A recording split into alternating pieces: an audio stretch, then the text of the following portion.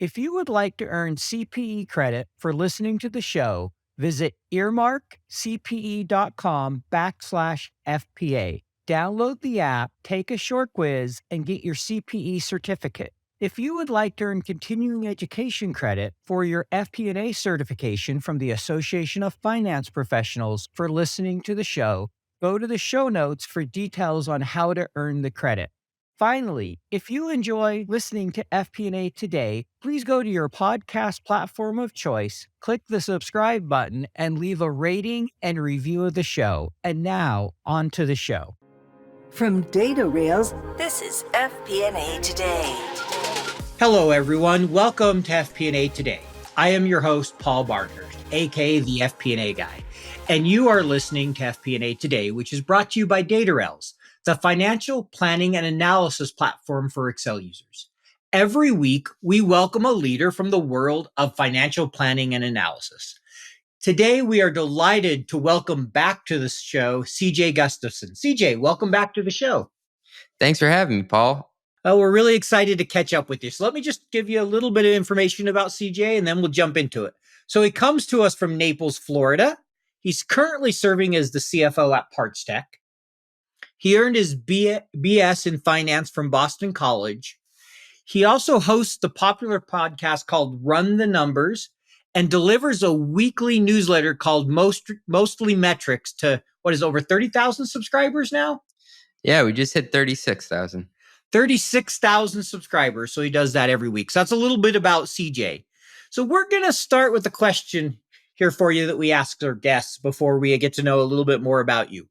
Tell me about the worst/most challenging budget experience you've had in your career.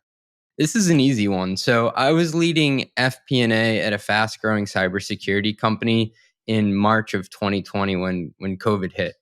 And I remember we had probably 12 to 15 large deals for us on the table with transportation and hospitality companies. They were in the pipeline and we thought they were going to close that quarter. And it was important for us because we thought that we would be gearing up for a fundraise within, the next couple months. And those deals just completely evaporated. They fell out of the bottom. And we also had other tech companies that were thinking about buying from us, but everybody saw how the dominoes fell. They got skittish as well and may have had to make some layoffs, and they kind of put some deals on pause. And it was the weirdest 3 to 4 month period because everyone was kind of in this pause. It was like, hurry up and wait. But then, we moved fast and we made some changes in the headcount front. We paused hiring and we made moves to extend our cash runway. I had worked probably for 6 months on this operating plan and it was thrown away within a week, completely thrown away. And then 45 days later, that major downward revision to the plan just also evaporated. So things started to speed back up. People found a new way of doing business and collaborating virtually. And now our company rode major tailwinds from this work from home shakeup, and sales actually took off because people needed cybersecurity for their code. And things really changed and it surprised me. And I like how you worded it as maybe a complicated experience because it really was. It started off bad, but then it went really good to the point that I had to actually then revise the plan up twice afterwards in the course of the year. So as like a younger FP&A leader, I had to revise a plan down and then up twice. So I basically did 4 plans in total within a 12-month period. So that was something that was extremely dynamic to manage on the fly. Yeah, I can see where that would totally be a challenge. I think many people have hinted at COVID as that period, for that real challenge or the kind of nightmare budget or whatever, because things were just moving so quickly and changing. So what's the takeaway? What did you learn from that experience? My takeaway was it's not the smartest person with the best plan who wins in those situations. It's often the one who's willing to make decisions the quickest. And I think a lot of companies got analysis paralysis and didn't do anything until they thought they had perfect information. And what it instilled in me is that the mark of a good finance leader is being willing to make a decision and just go for it, whether it's right, wrong, or indifferent, rather than dithering over the pros and the cons. You just have to go. And I remember I was listening to this podcast. It was Anon Sanwall of CB Insights. He's a CEO that I really like. He built a really cool data company. And I think he said, my company makes 3 major decisions per year. And on average, that's 2 more than my competition, who maybe makes 1. And yes, I might get one of those decisions totally wrong, but I'm still making 2 more right decisions than my competition. And when you add that up over time, it seems to compound. And so that's what I really took to heart as a finance leader who's responsible for making decisions. God, I appreciate that. It sounds like a really good learning for you. And I like the example you shared there. So, why don't you tell us a little bit about yourself? Give us your background, tell the audience more about yourself. Some will know you from all the other things you do, but why don't you give us that summary of who you are? So I think you write your story in reverse. So I'll give you the story that may sound better, but I just want everyone out there to know that I'm just another guy making it up on the fly. So, I I'll started out. vouch for you. You're just another guy. I'm making it up. I don't know. I'm trying to learn from you. So out of college, I had a finance degree, didn't really know what to do with it. So I got lucky in the sense that I went to a really big company, PwC, PricewaterhouseCoopers, and learned how to be a professional. So there are a ton of things that they don't teach you in college, like, how to staple a PowerPoint deck correctly so you can flip it the right way if it's on both sides, how to write a business email, how to have conversations at dinner that are work appropriate. And I got to work in the M&A division where we went around helping with spinouts and acquisitions, doing the due diligence largely on the tech front, and also figuring out how to staff business models. And so I did that for about 2 years. And I got a lot of reps at, like I said, learning to be a professional and also learning what different business models were. And that was the first time I was introduced to SaaS, which comes into the story later. And from there, I got a chance to go work for one of the private equity firms that we were doing due diligence on behalf of. So for 2 years, I worked in private equity, and I was responsible for valuation within the company, probably for 8 to 12 companies on a quarterly basis. So marking them to market within the portfolio. And that's where I got, I think, the technical skills. So first I started off with the research and interpersonal skills. Then I got the technical skills. And then I was kind of at this crossroads where I was like, I think I need a real world, I think I need an MBA in order to go any further. But I didn't want to give up a salary to be a little bit greedy. And, I felt like I'd built up a lot of momentum and I didn't want to lose that just by going back to school. So I went over to the operator side of the table, flip kind of roles. And that's where I think I found my groove. I think I was maybe like a B minus B private equity guy, but I'm hopefully an A minus or so operator. And so I started out by working on the strategy and ops side, helping to build quota deployment models at a backup and recovery company. Then I went and worked as a chief of staff for a while. And something you'll notice is that I had stints in different departments along the way. So then I went to go build out the first FP&A group at the company. And that's where I started getting stamps kind of on my CFO passport along the way. And ever since then, I've been helping high growth tech companies scale. Got it. Well, I appreciate the background there. So, why don't you fill in our audience what you've been up to over the last year? I think we had you on around this. Let's see, was it this time last year? Probably it's been about a year now. I think you were just getting ready to take your CFO job. If I remember, you just accepted it. I spoke to you, Paul, the week before I started it, and I was pretty nervous at the time. It was my first CFO gig, and I think I was talking a lot in theory of what I thought it would be, and now I can tell you a little bit more of the reality. So it's been quite the ride. And what I've enjoyed the most, I think, is the ability to help impact the culture of an organization. I think for a long time, I saw myself as just purely a finance person. And now I'm looking at myself as more of a leader who can contribute to the company's overall look and feel. So, yes, you have to make important decisions, but you're also dealing with people day to day and helping to make what I think is really just breaking down barriers for people and being someone to help with the removing blockers within the organization to go faster. And I think that's been one of the bigger revelations for me. It's less about the numbers day to day, which I am extremely close to. It's also about helping people get things done faster, and that's what finance can do. So was that a surprise for you how much it was about people? Did you expect it to be more about numbers? Or maybe start there. What's kind of been the, I guess, biggest surprise for you so far? First surprise was the higher up I think you get in an org, the more you become a psychologist to people or almost like a guidance counselor in a lot of ways, whether it be for your peers or for the people on your team. Because at organizations, a lot of times it's not just about how the numbers are adding up, it's about how people are interacting with one another. And for the longest time, I just wanted to be the best in the room at the numbers. Now I'm learning that the EQ part is actually probably going to get me further in my career than the IQ.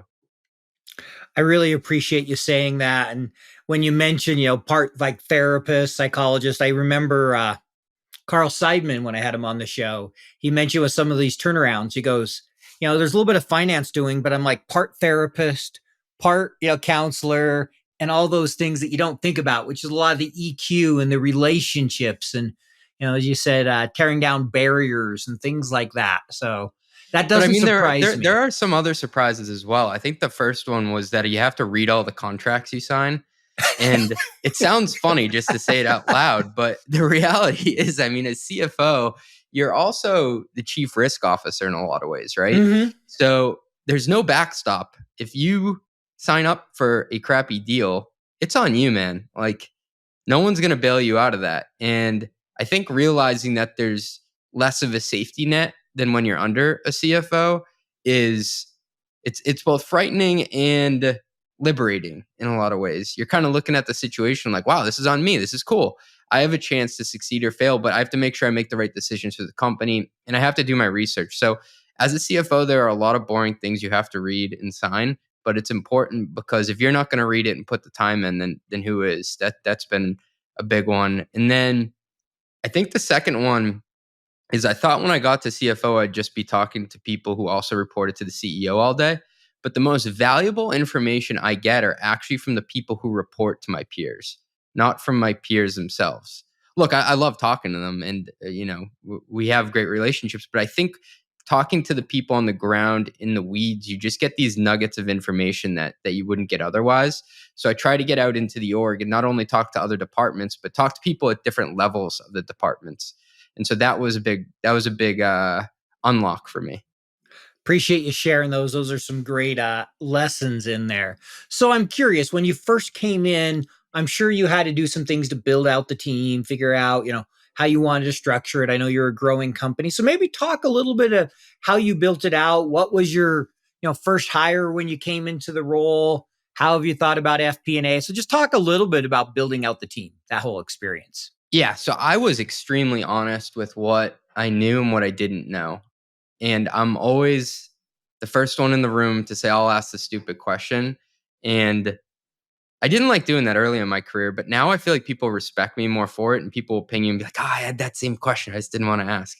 But I'm a little off track. But the first hire I made was to find a kick-ass controller. I'm not a CPA. I'm dangerous enough with a balance sheet, but I'm not going to be in there closing the books correctly. So that was by far my first hire that I wanted to make. So I Then remembered right, because yeah, that's what I had guessed you were going to say as controller.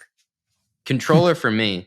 And I think like if I had the accounting background, it would be let me find a FP&A person first. But Mm-hmm. I could make the first operating plan, which Sure. I did, and then I hired an FP&A person who he's amazing, has a skill set that even I didn't have when I was leading FP&A teams, and he's supercharged our insights. So for me, it was crawl, walk, run in the sense of, look, CJ, you have to get people paid on time. You have to make sure you don't run out of money. And then after you progress through those levels of like Maslow's hierarchy of needs, then you can start to get to the analysis and the cool stuff. And that was like the third piece. Now I inherited a business intelligence team, and that's where the really neat takeaways seem to happen. And we're getting to that. I don't know if we're running yet, but we're definitely walking it out of the crawl phase. I like how you said the hierarchy of needs and mentioned the different things, getting the right people, not running out of cash, getting into insights, right? You have to start and build those building blocks, especially in a scaling company. I know you guys are what, Series C? Is that where you're at? Series Yeah, B? we raised Series C after I was about 5 months in. And so that helped me sleep at night too, just knowing that if we do things right, I'm never going to have to cut headcount and just be responsible so we can control our own destiny. Yeah, I bet having that additional cash to extend things and allow you to really be in control probably helped you, like you said, sleep a lot better at night, made a big Yeah. difference. Yeah. And I need that now because I have a new baby and I'm not sleeping much. So the cash in the bank helps, Paul. Yes, and congratulations. How old? A week or two? Thank you. 4 days now. 4 days. And you're already on a pot. Man, I'm not sure how you do it, but congratulations is what I'll say. That's awesome for you. It's Thank you, sir. number 2? Number 2, fellow girl dad. Love it. I only have a daughter, so we between 3 of us, we got 3 girls. There you go. We got the girls covered. You know what it is like. 13 different spreadsheets emailed out to 23 different budget holders. Multiple iterations, version control, errors, back and forth updates. You never really feel in control of the consolidation and collection process. Yep, I've been there. Stop, breathe.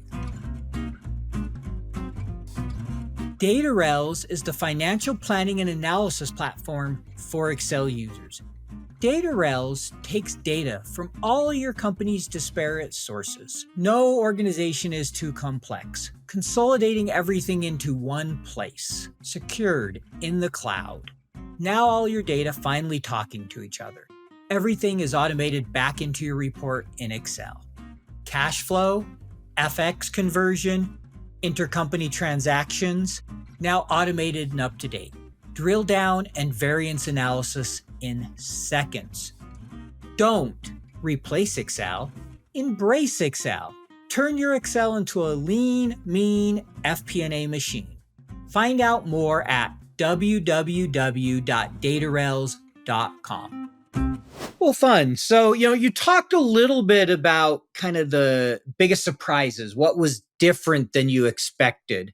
What's maybe, not so much a surprise, but a lesson you've learned from that first year that you could impart on others, or something you'll take, kind of with you to other jobs, not so much the surprises, but just those things that's learned that you think have made you a better CFO today? I didn't expect the feedback loop to be this slow of what I'm doing right and wrong. And I'll maybe elaborate on that a bit. But when you're in FP&A and reporting to a CFO, you hear really fast if you got a number wrong or if something you presented didn't work. For me, things I put in motion, I don't always get feedback too quickly, right? Because they're longer term decisions that will impact the operating plan, maybe not even this year, but next year. So I think just having the self confidence to say, you made the right decision. You're probably not going to know if it was the right decision, though, and get to validate it for a while. Getting comfortable with that. And I won't call it silence, but it's just there's less, yeah, you're doing a good job, or that was the right call. And just being able to say, you know what, we're on the right path here. And I think we did that right. And I'll hear eventually. It sounds like one of the biggest challenges, something to get familiar or get comfortable with, is the lack of feedback for some decisions, knowing that they're going to be long-term. And you just have to feel comfortable with, all right, on the whole, we feel like we're going in the right direction. I believe this will pay off. So was it getting comfortable with not having the feedback that was hard? Or is it the idea of maybe I made the wrong choice, or kind of what about it? I think it was just not having the feedback of what you did today for tomorrow is going to be right. And in all the other roles I've been in, like even if I go back to, I don't know, strategy and ops for a quota deployment, I would figure out on a quarterly basis if I set the quota right. So maybe I was waiting 3 months. With a lot of the moves that I'm helping make now as a CFO as to like our hiring plan or what geographies we want to hire in, that isn't going to just, be right or wrong within 3 months. That might take 3 years for you to figure it out. So part of it's probably also my personality, just to be more transparent, that I kind of run off of, positive validation, I think. And that's been something that I've relied on in my career, just to say, CJ, you're doing good here. And that doesn't always come in the same form that you would get. Like, I guess the CEO is your boss, so they could always tell you that, but just having, that group around you when you're an individual contributor where you get more of that validation day to day. So, yeah, I think that would be my observation or surprise. Got it. Well, send me your CEO's name. I'll send him a note to let him know he needs to email you words of affirmation more Oh, often. he's the best. He's always texting me saying the things that I'm doing are great. I actually need him to knock me down a couple notches every once in a I while. can do that as well. Just, Yeah, send me I the know you information. can, I'll do Paul. either Thanks. You one. already do. So I'm curious, now that you've been in the role for a year, how has your view of FP&A changed from being a CFO? Would you say it's the same or it's changed? And if so, how? It's so funny you asked this because I was thinking about it the other day when I was asking my director of FP&A to pull something for me. What's different is I'm now the one asking FP&A for stuff. So I'm kind of the customer in a lot of ways. And I think I value that team even more than I did when I was the one doing it. And it's not that I had a self-inflated sense of importance as an FP&A leader back then, but I think it's a critical function to everything the business does. And it's very different to be on the receiving end of the information for once. And FP&A is by far my right hand team for anything that needs to be done very quickly and accurately for decision making. So I look at that as kind of a decision making team, not just a forecasting team. And I talk to them the most on a day to day basis. And part of, I think, what makes the relationship between me and FP&A work so well is that I did it. So I know what language they speak. And when I say that, I mean, I know how to phrase questions to them so they can get to setting it up and actually doing the work faster. Whereas I think if I came from a strictly accounting background, I may be giving them pieces, but they'd have to, put it together to figure out what the best way to go about it was. Got it. I appreciate that. So it sounds like a couple things I heard there. One, you have even a greater appreciation than you did before. Two, they're your customer. And the third thing I like there is you mentioned how they're a decision-making team. Can you give an example of that when you say they're a decision-making team?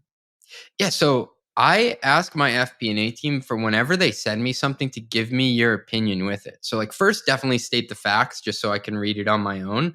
But I don't just want numbers. I want your insights because you're seeing a level of detail that I'm not. And Mm-hmm. I want people with an opinion. I don't want to hire people who are just going to give me some flat numbers and I have to do the analysis. Like, give me what your thoughts are. And I may not agree with you. I may ignore it, but like I need people who have strong opinions held loosely. I love that quote, the strong opinions held loosely. You got to be willing to change your opinion, but you want someone who can give you their reasoning and hold to it when it makes sense. Exactly. So, that's great. I appreciate that one. So I'm curious if we have someone out there listening in our audience who, wants to be a CFO, they have aspirations. I'm sure we have some out there. What's the advice you're going to offer to them? What would you tell them? First and foremost, know the numbers better than anyone else at the company. When I was in FP&A, I would make it a game to memorize the quarterly. This is how much of a nerd I am. To memorize the quarterly numbers before like the second day after close. And that was a gateway drug for me in a lot of ways because once I realized that I knew the numbers better and other people knew that CJ is the person to go to for those numbers, they started bringing me to calls that I probably didn't belong on.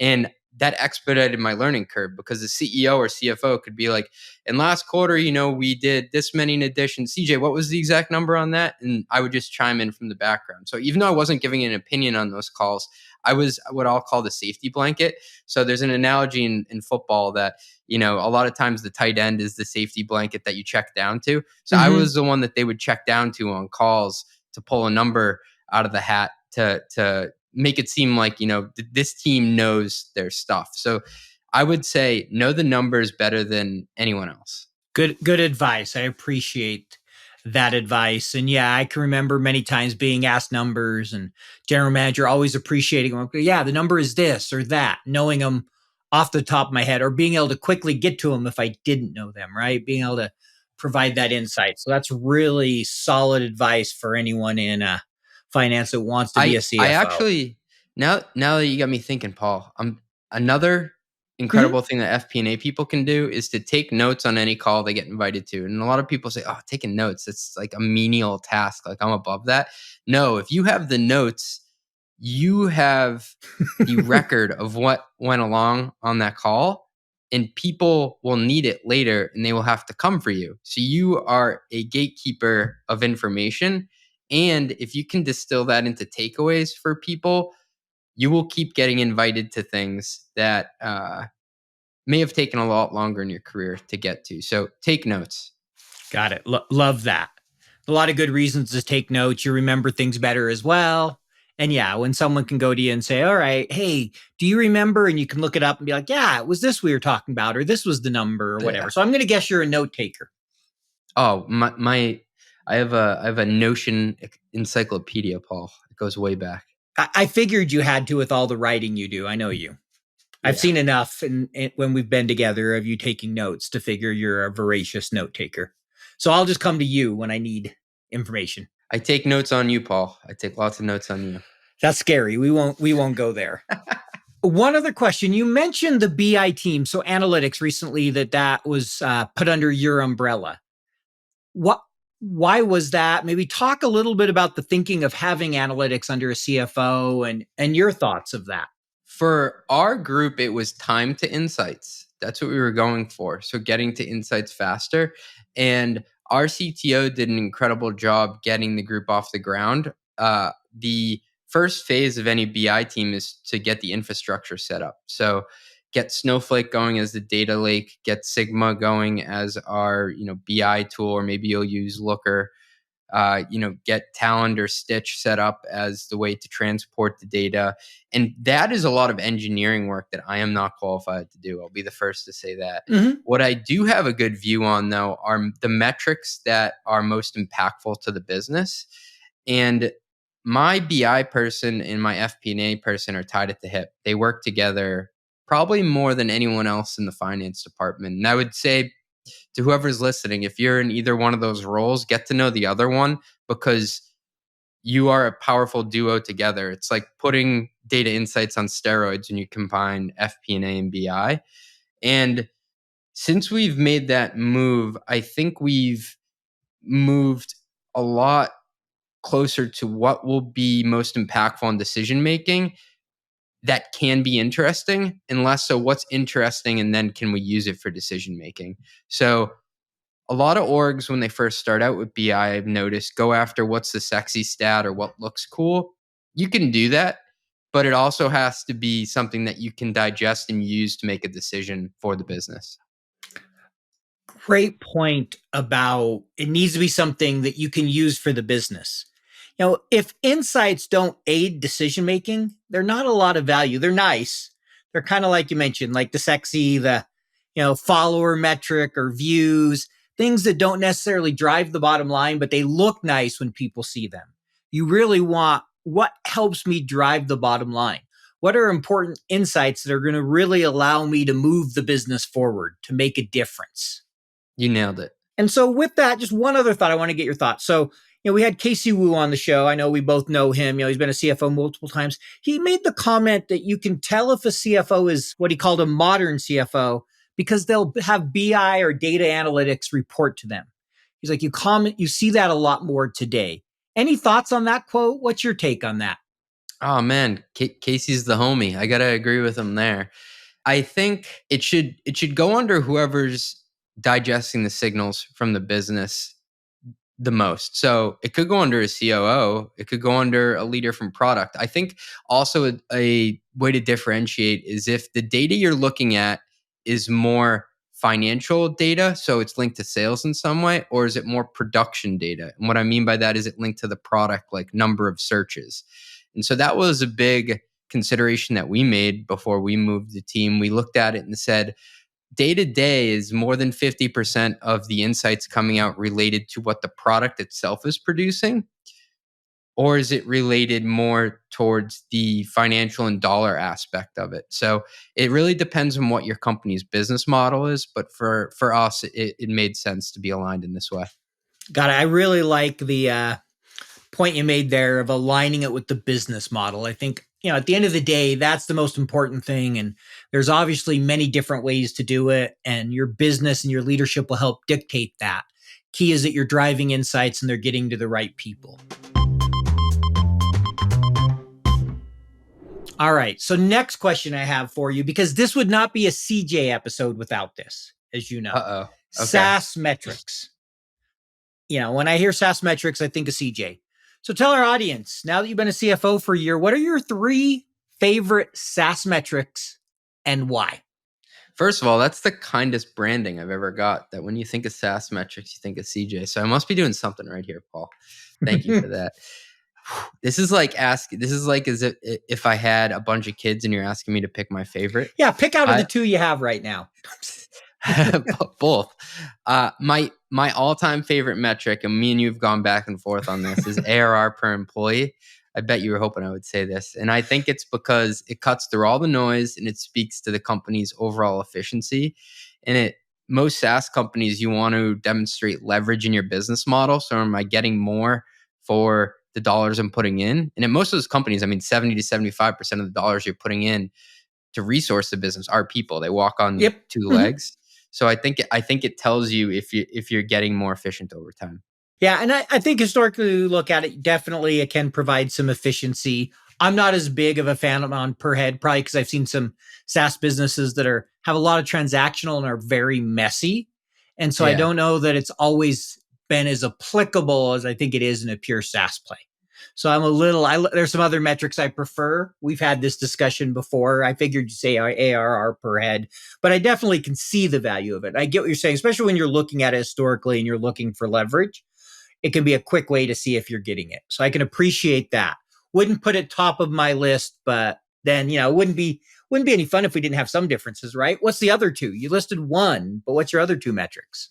Net dollar retention. So it shows up as either a dividend or a tax on the business. And it shows you what you could hypothetically grow your company to if you packed up and went on vacation for a year. So 130% means you would grow 30% year over year if you didn't bring on another customer. And I think that's pretty powerful.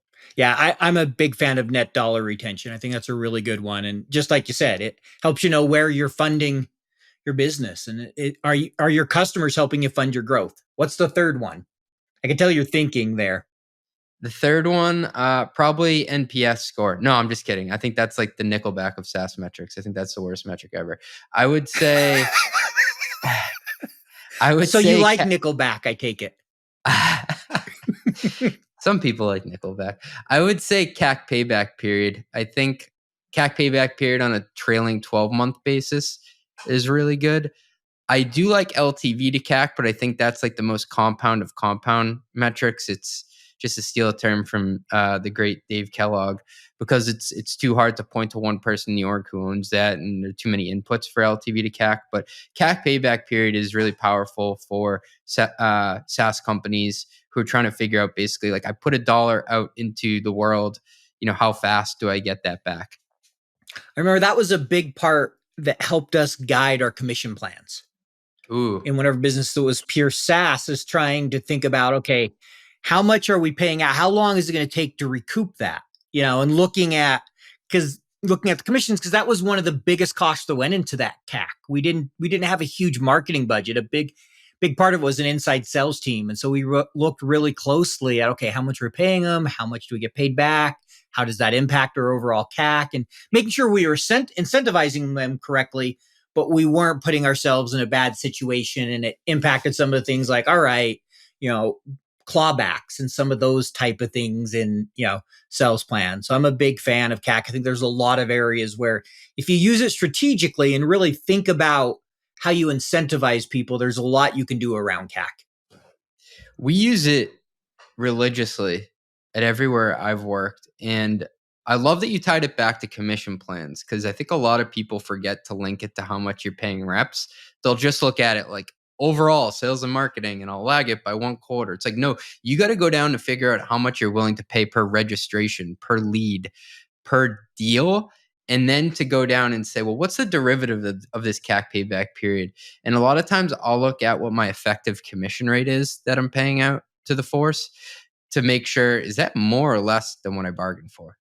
Yeah, no, I love looking at all that cost. I also like taking, okay, what's the total salary, their total travel, the all-in cost versus the sales I generated that year. What's it costing me to add every dollar? And then once you figure out how long that dollar stays, there's just a lot you can do with separating the sales and marketing and then looking at them combined for CAC. I think as you drill in, you can start to figure out, okay, where's the problem? Where are we overpaying or what's not delivering on the, causing an issue with our CAC? I mean, I've looked at it before at other places where we had a heavy field sales team and they're flying all around the country, all around the world. And you step back, you're like, if we reduced travel by 25%, we would take 2 months off this thing. So like you said, Paul, you can't just stop at this, this amalgamation of just sales and marketing. You got to go down another level. Yeah. And it was a real challenge because I think what was unique about the businesses I had is we had a high account management team. There was they had to visit the dealerships every single quarter. So we were really more of service with software, as I like to call it, than a true SaaS play. Service with software. I love that. I'm going to put that on a bumper sticker. And so that's what I called us, as service with the software, because we had such high costs of visiting the stores every quarter and providing recommendations. And so we had a big account management team. We had a field sales team. We had an inside sales team. And, you can imagine a lot of cost there. So. Yeah. And you got to be honest. Like if that's your model, that's your model. There's nothing wrong with it. And if you have feet on the street, just put that in. Don't call something. Don't call yourself something that you're not. You got to be honest with how you're actually generating revenue. 100% agree. You really have to know who you are. Sometimes everybody wants to call themselves SaaS, and you're like, oh, that's there really have been so SaaS. many companies. There's so many companies that have done that, and they're really like professional services organizations. And how you can tell is, does this scale linearly by throwing people at the issue? Or do I actually get some leverage in my model once I get to a certain point? Because if you're just saying, I need to keep putting widgets in, which are people, in order to scale revenue, I mean, that dog doesn't hunt in the long term. Yeah. And that's probably why ARR per head hasn't been as big for me, as I've been in companies that aren't really true SaaS for the most part, with the account management, all the different things. So there's different things I'd look at beyond just that.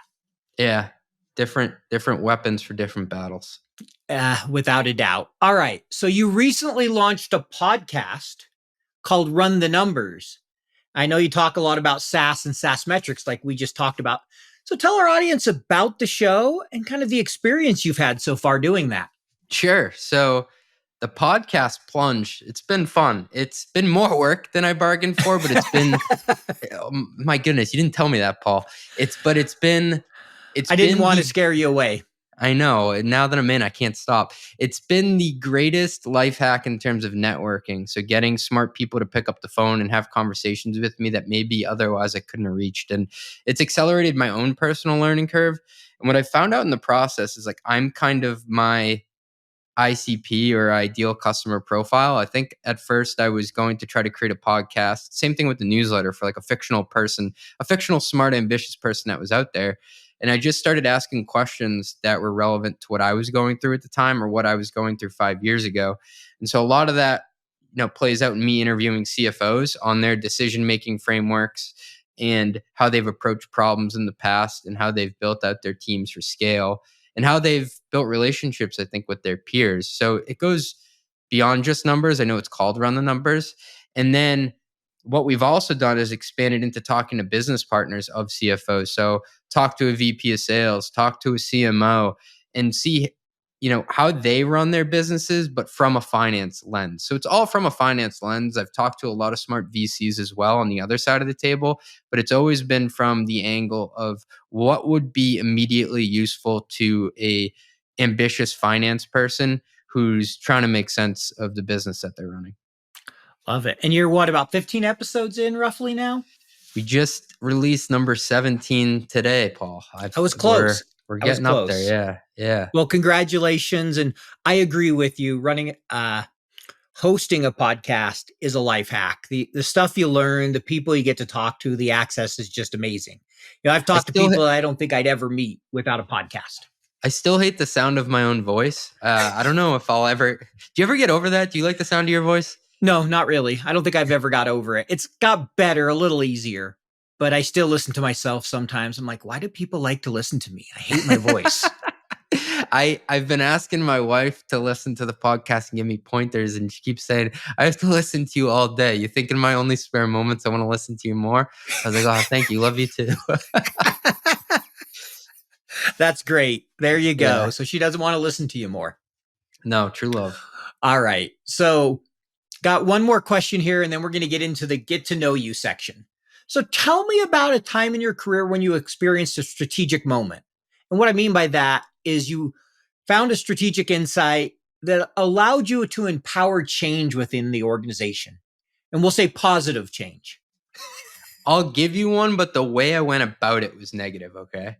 All right. So I was at a multinational software company, and they had never been able to get their P&L down to uh, geographies, so segmenting it out by geo, and basically building business units and business unit P&Ls. So we'd never got to that point, and I was the first one to do it.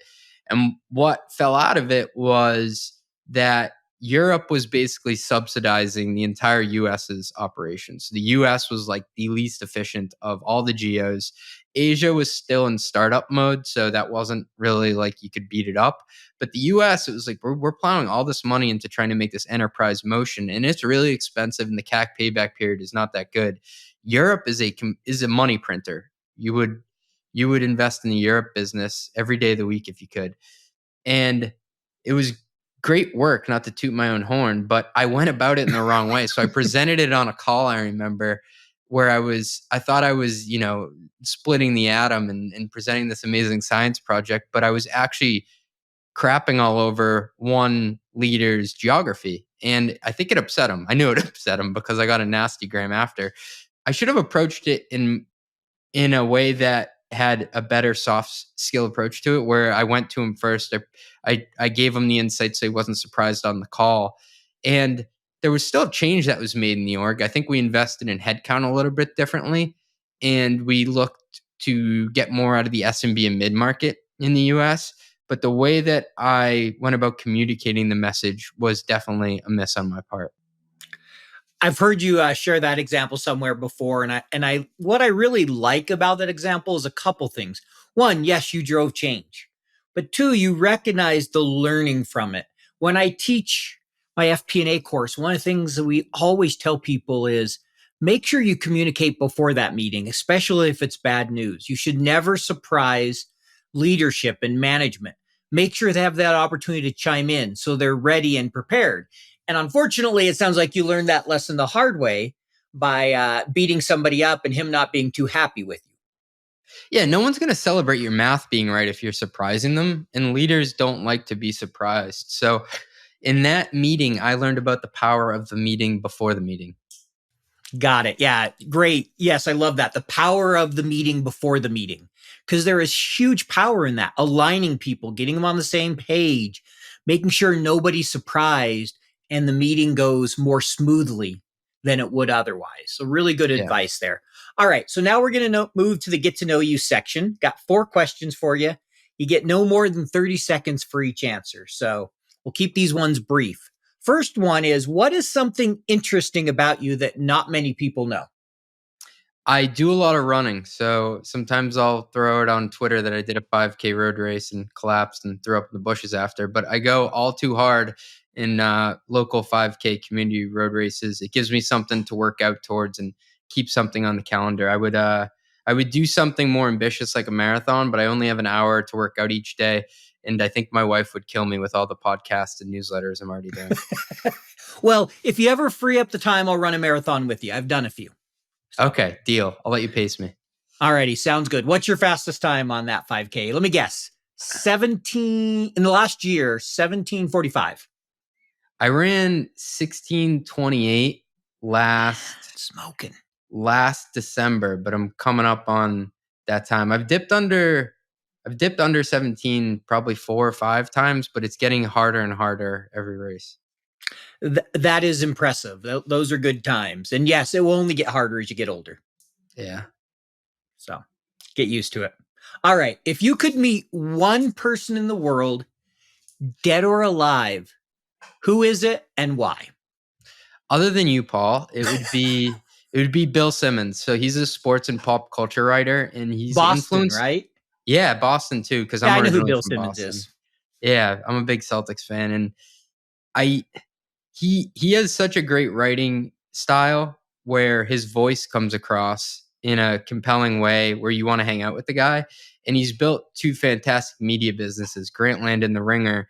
And what I like the most is that he makes it cool to be a fan of what you're covering. I think before in media, a lot of sports journalists took this super removed and emotionless and sterile Mhm. approach to their coverage. And he's like, no, this is fun. Like, let's make it fun. Let's have some emotions. And I've tried to do that with writing and podcasting about business. So I'm a fan of business and I have a lot of fun with it and I try to celebrate it. Thank you. I appreciate that. And I have to say, my favorite Bill Simmons article ever was the one where he had NBA GMs around the room, like working a trade. It was like Isaiah Thomas and Jim Paxson and all this stuff. And he made a comment how Isaiah Thomas would basically trade his mother if he thought it would make the team better. His analogies are just so good that I wish I could come up with some of them. Yeah, he had some really good analogies. I can't remember like details of it outside of the Isaiah Thomas, but I just remember it was hilarious and it made a good point at the same time. Like I Yeah. was entertained and I learned. Right. And you remembered it because of that. Yeah, exactly. All right. So next question. What's the last thing you Googled, looked up on YouTube, or asked ChatGPT/generative AI about related to finance? I used all three of them for this one. It was a meaty one. I was doing research on stock based comp. There are a lot of debates online if it's a real thing or not, since it's non cash but dilutive. And I used it as research for a piece that I was writing. Got it. Great. So you used all three. I like it. So next one here, and I know we asked you this a year ago. We'll see if your answers change. We'll see how current you're keeping up on all the changes to Excel. Favorite feature or thing about Excel? I think that it's here to stay in the sense that the tools are just getting better and better. So data rails is a really good one. There are a bunch of tools out there that you can be super dynamic on top of Excel and not have to lose that functionality. I think I was a bit nervous and it's because I didn't want to lose something that I'd invested so much time skill set wise and learning. And so I'm just amazed at how good the tools are getting for people who work in Excel. Great point. There's a lot of great tools being built on top of Excel, and Excel itself just continues to get better. You know, adding Python. They just added some new formulas called group by and pivot by, where you basically can create dynamic pivot tables without even putting it in a pivot table through Wow. formulas. They do some really cool stuff with them. I've just seen them. They just came out in beta recently, and so it's fun to watch. All right. Well, we're coming up on our end of our interview, so I got two questions left for you. The first is, if someone's starting a career tomorrow in FP&A, what advice are you giving them? What are you telling them? I may have given similar advice the first time you allowed me to grace these airwaves. It would be to stack your skills so you're a skew of one. And this has become even more meaningful to me in the last year as I've become a CFO who's trying to do it in his own kind of unique way and stay true to myself, and in writing and podcasting. What I mean by that is to take things that you're uniquely qualified to do. So for me, there weren't a lot of people who were writing about metrics in a way that was fun, engaging, and had, gifs and pop culture references. That's how you can stand out. And don't just try to be a better mousetrap or better than kind of someone who already exists. Try to create your own category and be cool with being yourself as you do it. Couldn't have said it better about just being yourself, accept who you are, and enjoy it. If you're a little bit different, that there's nothing wrong with that. You want to be yourself and embrace who you are and bring that to your career in a positive way, like you've done with writing your newsletters. I mean, obviously, if you have some bad habits, you need to work through those. Yeah. That's not what we're saying by be yourself, but don't try to, like I said, the better mousetrap, or try to be like so and so because they're highly successful when they're totally different than you are. And you're going to get burnt out if you try to be like somebody else. You really will. You can't keep that up forever. I remember when I first started my newsletter, it was actually called Steal My Idea. And it was me trying to do my best impression of the guys from My First Million, but going like a level deeper and coming up with these wacky business cases. And I burnt out of it and I couldn't keep it up, and it wasn't true to me. And I didn't find what I call audience market fit until I just said, just do you. Well said. Last question. If someone wants to get a hold of you, what's the best way for them to do that? If I remember right, your phone number is... My social is. You can hit me up on Twitter, CJ Gustafson 222, or hit me up on LinkedIn, or subscribe to mostlymetrics.com and then just reply to one of the emails. I get back to people pretty quickly. All right. Well, thank you so much for sharing that and for being on the show, being a repeat guest. We loved hearing about your journey over the last year with first-time CFO, having a little one, starting a podcast, growing your newsletter. Any other firsts in there? No, I mean, being able to come on the podcast for the second time is an honor. And I got to say, Paul, it's amazing to see your growth. I'm celebrating it with you, man. Congrats. Well, thank you. Same to you. I love watching your growth. And thanks again for being on the show, CJ. Thanks.